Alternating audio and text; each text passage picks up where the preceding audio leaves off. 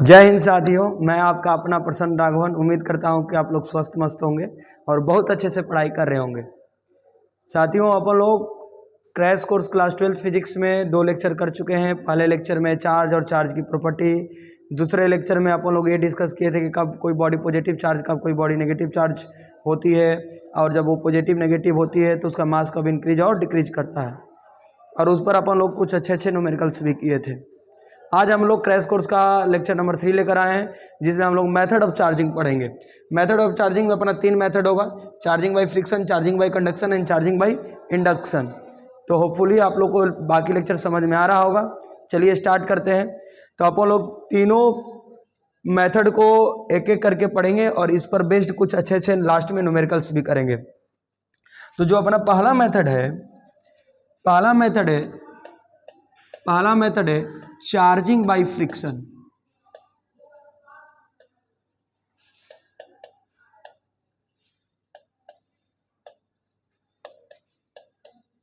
Charging by friction, friction मतलब sir, अरे भाई, जब दो ऑब्जेक्ट को एक दूसरे के अगेंस्ट रब करेंगे तो उसमें कुछ हीट पैदा होगी।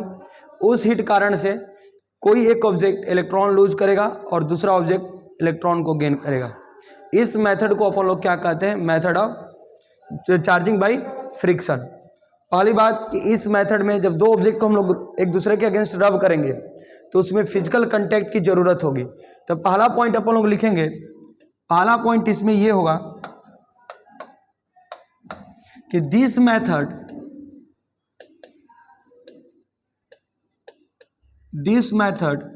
requires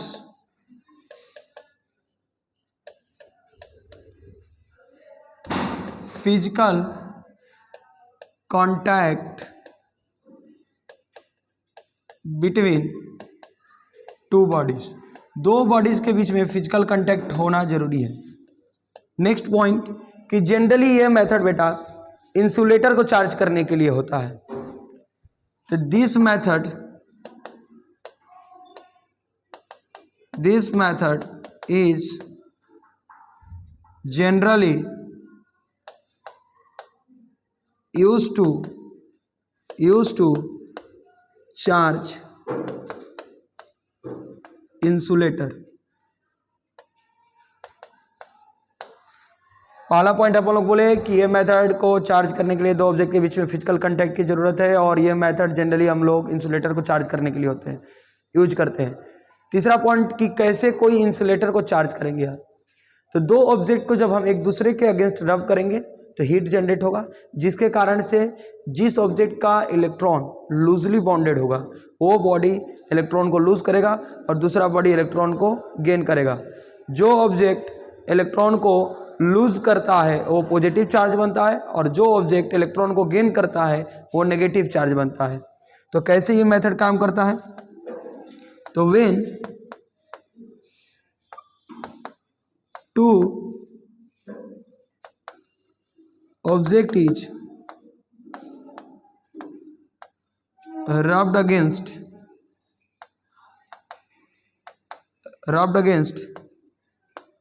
each other, then due to heat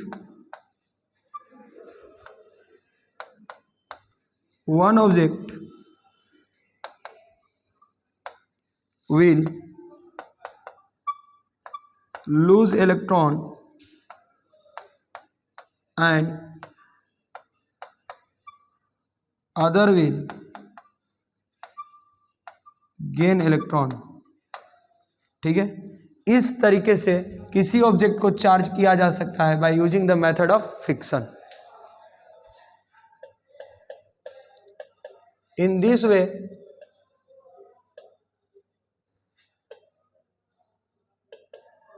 object is charged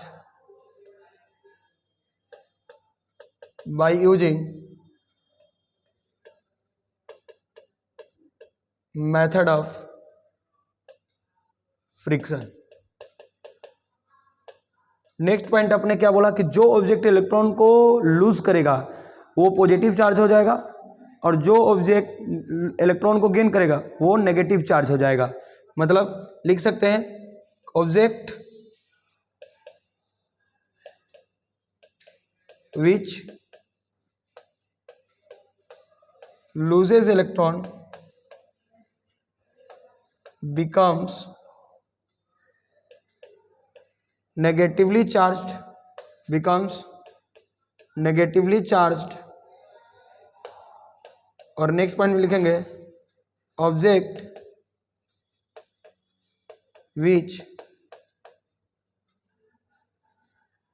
which loses electron become positively charge बेटा and object which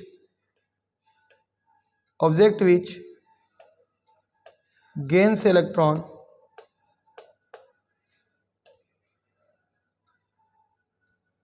becomes negatively charged। इसका एक बहुत कॉमन एग्जांपल है, बचपन से अपन लोग पढ़ते आ रहे हैं कि जब सिल को फर के साथ रब करते हैं या विनाइट ग्लास के साथ रब करते हैं तो दोनों अपोजिटली चार्ज हो जाते हैं। एक क्वेश्चन इसमें यह हो सकता है कि सर कितना चार्जेस ट्रांसफर हुए, कितने इलेक्ट्रॉन ट्रांसफर हुए। एक बॉडी जिसने इलेक्ट्रॉन को लूज किया और कोई बॉडी इलेक्ट्रॉन को गेन किया तो कितने इलेक्ट्रॉन का लूज होगा या कितने इलेक्ट्रॉन का गेन होगा, ये क्वेश्चन पूछता है। तो इलेक्ट्रॉन का लूज या इलेक्ट्रॉन का गेन डिपेंड करेगा दोनों ऑब्जेक्ट के मटेरियल पर, इसको अपन लोग लिख सकते हैं, क्या लिख सकते हैं, number of charge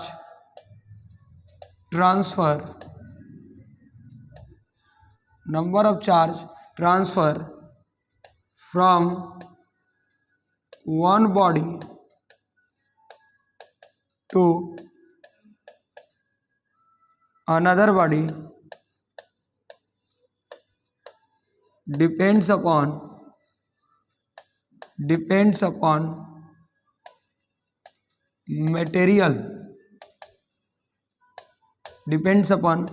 material of body। Clear है।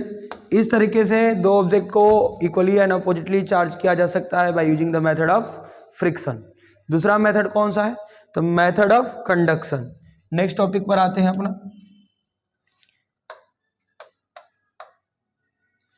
दूसरा मेथड है अपना बाबू मेथड ऑफ कंडक्शन। बड़ी ध्यान से समझना इसको, 2-3 स्टेप में समझा रहा हूं। इसमें भी पहला बात, एक चार्ज ऑब्जेक्ट को और एक न्यूट्रल ऑब्जेक्ट को, दोनों को हम लोग टच कराएंगे। दोनों ऑब्जेक्ट जो होना चाहिए, दोनों बॉडी जो होना चाहिए वो कंडक्टर इन नेचर होना चाहिए, तो दोनों को हम कांटेक्ट में लाएंगे। मतलब कि इस बात से क्लियर होता है कि इस मेथड में भी दो ऑब्जेक्ट के बीच में फिजिकल कांटेक्ट होना जरूरी है। तो नेक्स्ट पॉइंट, पहला पॉइंट ये लिखेंगे अपन लोग कि इन दिस मेथड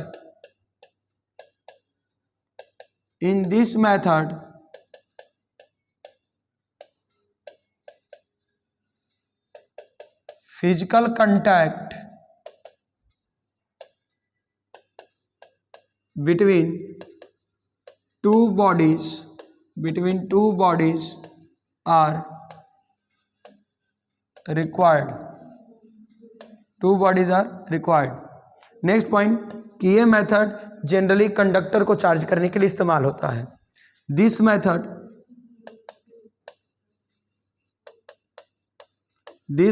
इज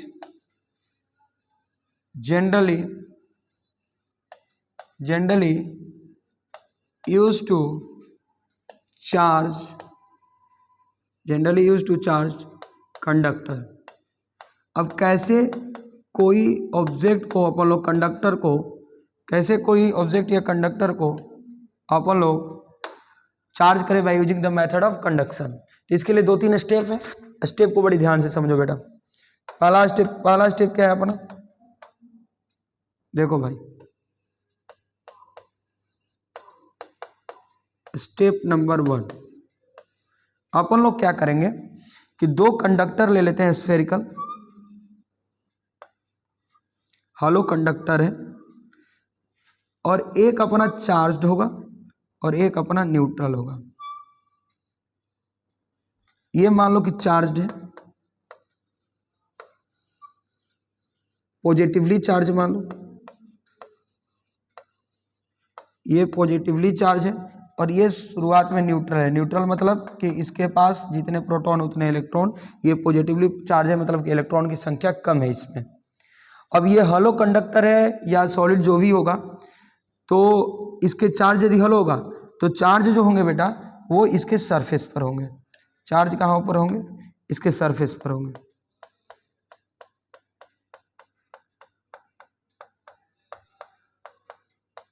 ये पॉजिटिवली चार्ज हो गया।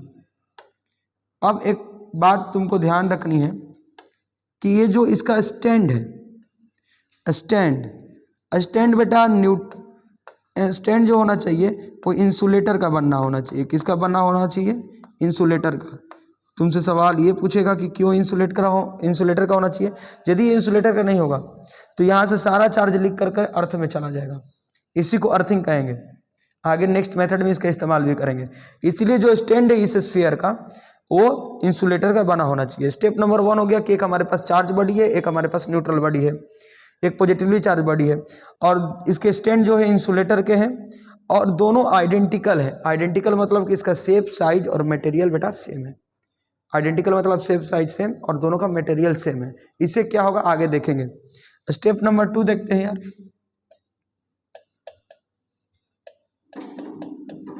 स्टेप नंबर 2 में क्या करेंगे कि दोनों स्फीयर को कांटेक्ट मिलाएंगे।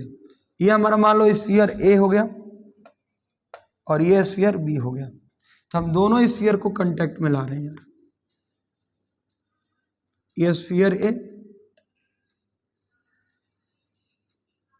और ये स्फीयर बी, और स्फीयर ए अपना कैसा चार्ज है? तो पॉजिटिव चार्ज है। ठीक है। अब ये पॉजिटिव चार्ज जानते हैं अपन लोग कि like charges repel each other, तो पॉजिटिव चार्ज अपने आप में क्या होगा? रिपल्सन कर रहा होगा। तो due to its own repulsion, इस ए पर जो चार्ज है ये एक दूसरे को रिपेल कर रहे होंगे क्योंकि सभी सेम नेचर के चार्ज हैं। तो ड्यू टू ओन रिपल्सन जो ए पर चार्ज है वो पूरे ए और बी पर स्प्रेड हो जाएगा।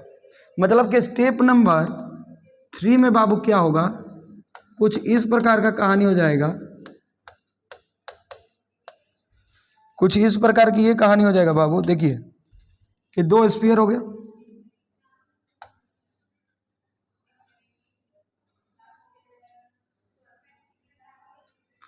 अब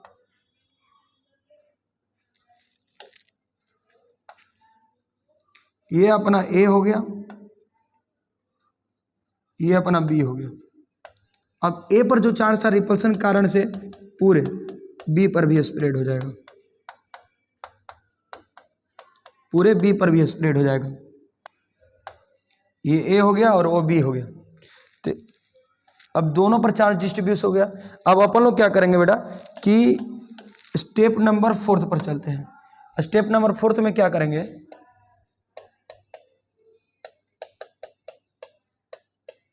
स्टेप नंबर 4 में अब दोनों स्फीयर जो था उसको सेपरेट कर दिया जाए।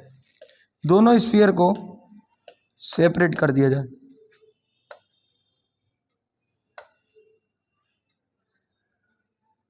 थोड़ा सा दूर बनाते हैं।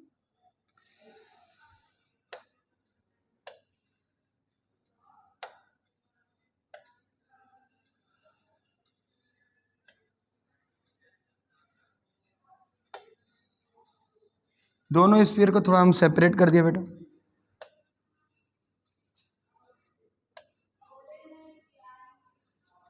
ये बी और ये, तो कुछ चार्ज हम लोग देखेंगे कि बी से कहाँ पर चला गया? ए से कहाँ चला गया? बी पर चला गया। शुरू में बी कैसा था अपना? शुरुआत में देखा जाए बी कैसा था? तो बी अपना न्यूट्रल था। बाद में देखो स्टेप नंबर 4 में जाकर, तो स्टेप नंबर 4 में बी के पास कुछ चार्ज आ गया। मतलब इस प्रकार से जब भी हम एक न्यूट्रल और चार्ज बॉडी को कांटेक्ट में लाते हैं तो चार्ज बॉडी के पास जो चार्ज है उसके ओन रिपल्सन के कारण से दूसरे न्यूट्रल बॉडी में चार्ज ट्रांसफर हो जाते हैं। इस मेथड को कहते हैं चार्जिंग बाई कंडक्शन। इसमें वहीं फिर एक सवाल आएगा कि सर ए से बी में कितना चार्ज ट्रांसफर हुआ? तो इसका कंडीशन एक ये है, इसको अपन लोग नोट में लिखेंगे, इसको अपन लोग नोट में लिखेंगे और इसी पर अपन लोग न्यूमेरिकल भी कुछ करेंगे कि if shape, size and material of both conductor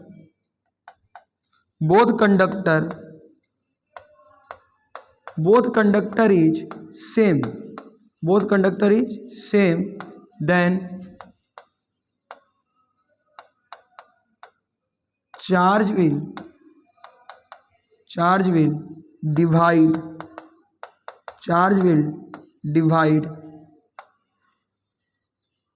equally.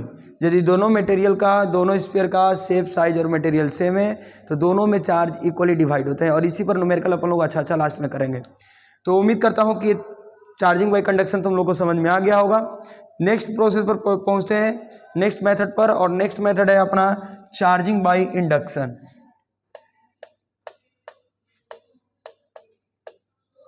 Charging by induction, ये मेथड थोड़ा स्पेशल मेथड है।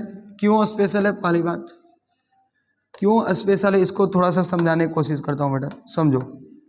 पहली बात कि चार्जिंग बाय इंडक्शन का मेथड में दो बॉडीज के बीच में फिजिकल कांटेक्ट की कोई ज़रूरत नहीं है, दोनों बॉडी को टच नहीं कराना है। एक हमारे पास चार्ज बॉडी होगी, एक हमारे पास न्यूट्रल बॉडी होगा। दोनों को बिना टच कराए हुए, चार्ज बॉडी को न्यूट्रल बॉडी से बिना टच कराए हुए हम न्यूट्रल बॉडी को चार्ज कर देंगे। पहला कंडीशन, कोई कांटेक्ट की जरूरत नहीं है। दूसरा कंडीशन कि जो चार्ज बॉडी न्यूट्रल बॉडी को चार्ज कर रहा था विदाउट कांटेक्ट, वो चार्ज बॉडी अपना कोई भी चार्ज लूज भी नहीं करेगा। मतलब कि without losing its own charge, charge body can create neutral body into charge body by using the method of induction. इसीलिए मेथड थोड़ा स्पेशल है और सीबीएसई बोर्ड में इस मेथड को कई बार पूछा जाता है। तो इस मेथड पर बड़ी ध्यान दें, इसका भी 4-5 स्टेप होगा। पहले इसके रिलेटेड तो अपन लोग 1-2 पॉइंट लिखते हैं। क्या पहला पॉइंट बोला कि in this method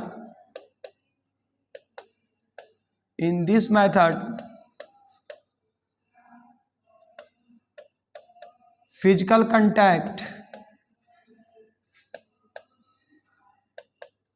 contact between two object is not required.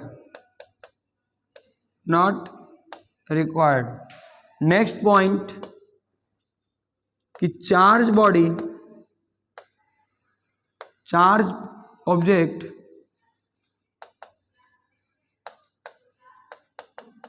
without touching and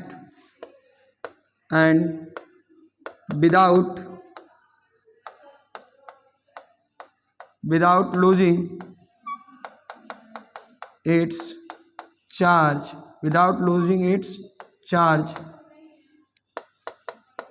it will create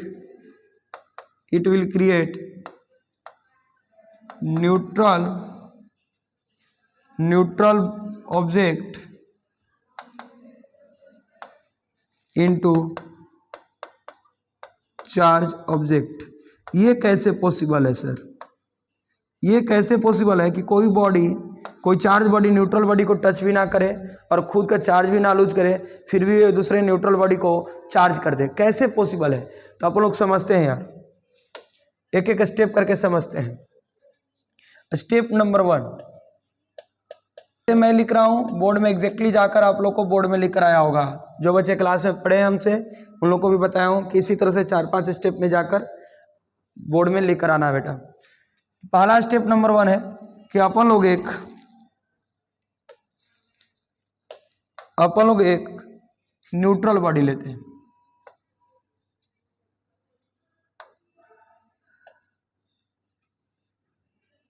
ये हमारा न्यूट्रल है,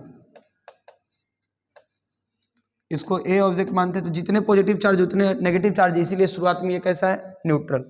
एक अपन लोग यहाँ पर नेगेटिवली चार्ज रॉड लेकर आते हैं।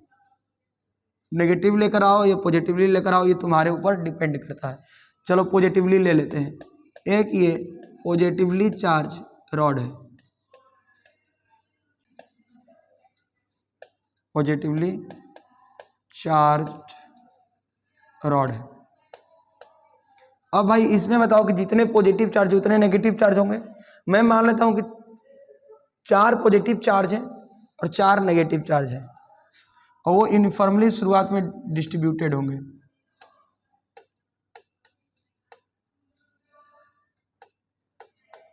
चार पॉजिटिव चार्ज और 4 नेगेटिव चार्ज है इसके पास। अब ये जो पॉजिटिव चार्ज है, पॉजिटिवली चार्ज रॉड है, ये नेगेटिव चार्ज को क्या करेगा, अपने तरफ अट्रैक्ट करेगा। तो इसका जो यूनिफॉर्मली चार्ज डिस्ट्रीब्यूशन था स्फीयर ए का, वो थोड़ा डिस्टर्ब हो जाएगा। क्यों डिस्टर्ब हो जाएगा कि जो पॉजिटिवली चार्ज है इसके इलेक्ट्रॉन को अपने तरफ अट्रैक्ट करेगा और पॉजिटिव चार्ज को रिपेल करेगा। तो कुछ इलेक्ट्रॉन इसके इधर शिफ्ट हो जाएंगे और पॉजिटिव चार्ज अदर एंड पर शिफ्ट हो जाएंगे। मतलब कि स्टेप नंबर 2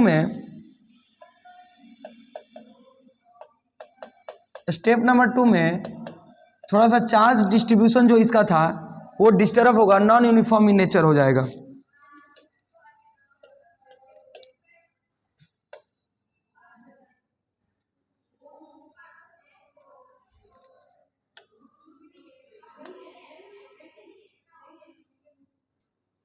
ये अपना पॉजिटिवली चार्ज रॉड है, इसको अभी तक आप लोग रखे रहेंगे। तो कुछ नेगेटिव चार्ज बेटा इधर आ जाएंगे और पॉजिटिव चार्ज अदर एंड पर चले जाएंगे। क्यों चले जाएंगे, तो ये पॉजिटिव चार्ज जो रॉड था वो इलेक्ट्रॉन को इसके अपने तरफ अट्रैक्ट करेगा और पॉजिटिव चार्ज को रिपेल करेगा। थर्ड स्टेप में क्या करेंगे अपन लोग कि यहाँ पर ये जो ऑब्जेक्ट ए है अपना, इसको अर्थिंग कर देते हैं यार। अर्थिंग तुम लोग जानते हो अर्थिंग क्या होता है यार, जब भी किसी कंडक्टर को अपन लोग एक कंडक्टिंग वायर से अर्थ से कनेक्ट करते हैं तो उसे अर्थिंग कहते हैं। अर्थ के बारे में एक मैं बात बताना चाहता हूँ, अपने कॉपी में नोट डाउन कर लो कि अर्थ को अपन लोग कंसिडर करते हैं ओशन ऑफ इलेक्ट्रॉन। अर्थ को अपन लोग ओशन ऑफ इलेक्ट्रॉन कंसीडर करते हैं, मतलब कि अर्थ से कितना इलेक्ट्रॉन लो या अर्थ को कितना भी इलेक्ट्रॉन दो, अर्थ पर कोई फर्क पड़ने वाला नहीं है। और अर्थिंग क्या होता है, जब किसी कंडक्टर को कंडक्टिंग वायर से अर्थ से कनेक्ट कर देते हैं। तो स्टेप नंबर 3 में क्या होगा, स्टेप नंबर 3 में कुछ ये कहानी हो जाएगी कि जो ऑब्जेक्ट ए था उसको अपन लोग अर्थिंग कर देते हैं यार।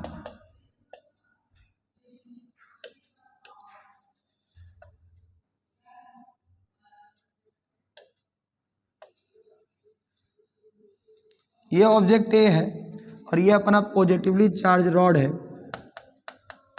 इसको अभी तक इसके बगल में हेल्ड किए हैं, देखो किसी भी स्टेप में टच नहीं किया है।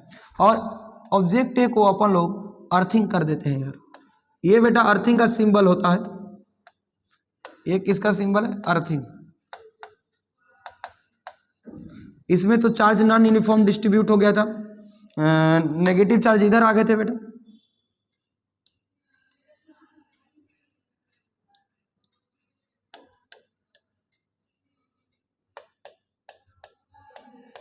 और पॉजिटिव चार्ज अदर एंड पर आ गए थे। अब क्या होगा कि ये जो पॉजिटिव चार्ज है ये अर्थ से इलेक्ट्रॉन को अट्रैक्ट करेगा और कुछ इलेक्ट्रॉन अर्थ से यहाँ पर इस स्फीयर के पास आने चालू हो जाएंगे। तो यहाँ पर क्या होगा कि कुछ इलेक्ट्रॉन यहाँ से ऊपर आने चालू हो जाएगा। क्लियर वाली बात। तो यहाँ से कुछ इलेक्ट्रॉन ऊपर आया तो स्टेप नंबर 4 में क्या कहानी होगी, स्टेप नंबर 4 में क्या होगा कहानी कि इस ऑब्जेक्ट ए के पास कुछ नंबर ऑफ इलेक्ट्रॉन्स बढ़ जाएंगे, कुछ नंबर ऑफ इलेक्ट्रॉन्स बढ़ जाएंगे।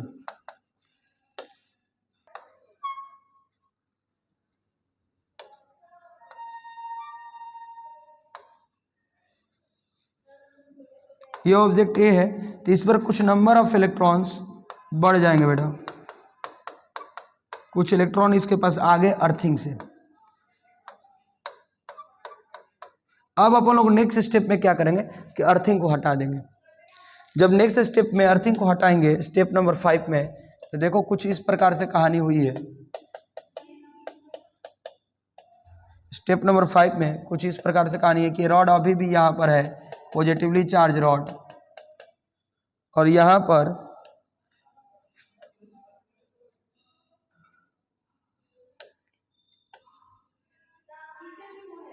पर कुछ इलेक्ट्रॉन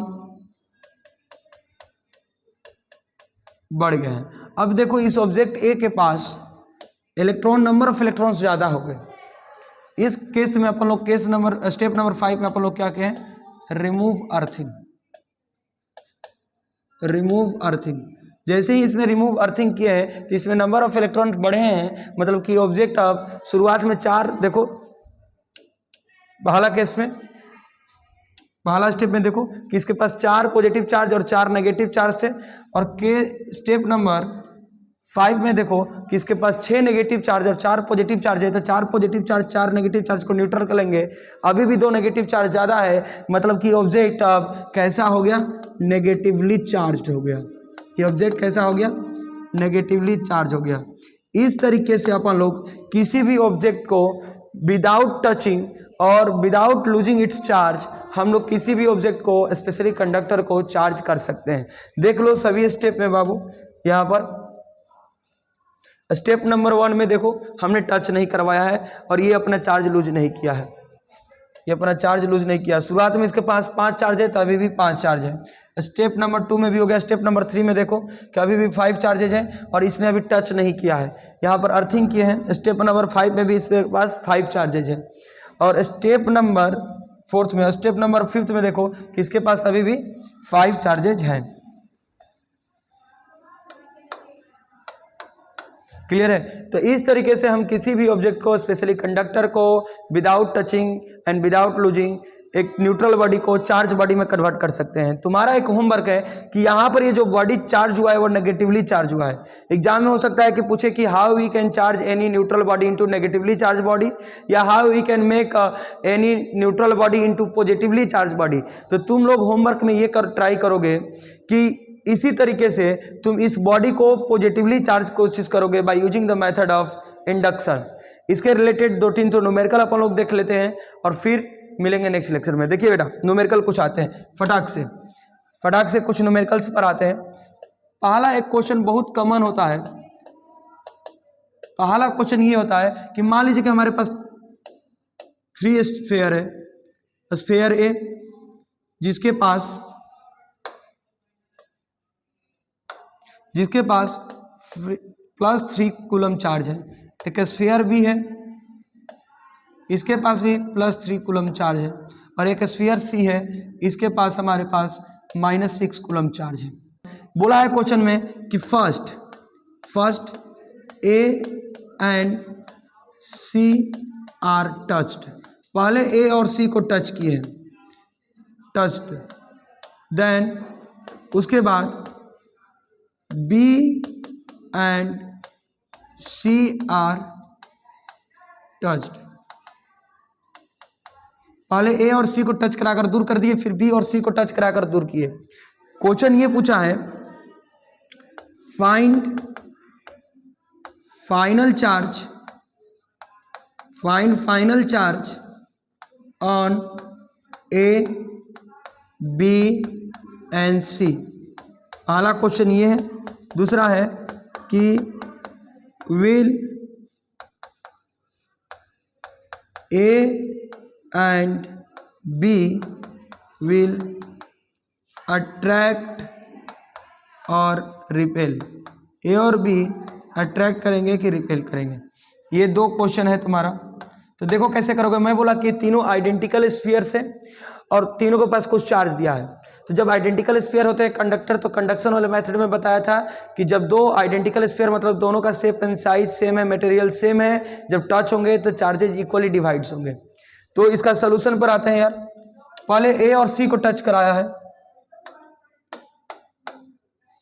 पहले देखो ए और सी को टच कराया है, यहां पर एक ए बना, ए और सी। ए पर चार्ज था +3 कूलम और सी पर चार्ज है -6 कूलम। तो जब जो दोनों ये टच किए होंगे तो चार्ज इक्वली डिवाइड होगा। तो कैसे चार्ज डिवाइड होगा? तो दोनों में बराबर बराबर हो जाएगा।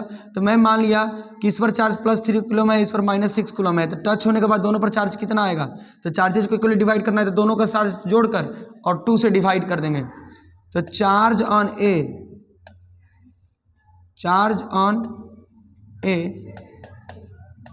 एंड सी जो होगा, तो दोनों पर कितना चार्ज हो जाएगा बेटा? +3 कूलम प्लस -6 कूलम अपन में 2, ये दोनों पर चार्ज आएगा तो +3 कूलम और -6 कूलम हो जाएगा -3/2 कूलम चार्ज। ये चार्ज हो गया ए और सी पर। मतलब ए और सी का यदि मैं फाइनल डायग्राम बनाऊं तो ए पर आया होगा -3/2 कूलम चार्ज और सी पर भी आया होगा -3/2 कूलम चार्ज। इसके बाद बोल रहा है कि बी और सी को टच करा है। इसके बाद बोला है कि बी और सी को टच करा है तो सी पर कितना चार्ज बचा है बेटा? सी पर चार्ज आ गया है -3/2 कूलम और जो बी पर चार्ज है बेटा वो +3 कूलम चार्ज है। अब इन दोनों को टच जब कराओगे तो charge on C and B जो आएगा वो देखो -3/2 कूलम +3 कूलम। इसको ऐड करेगा बेटा अपन में 2, इसको सॉल्व करिए तो ये हो जाएगा।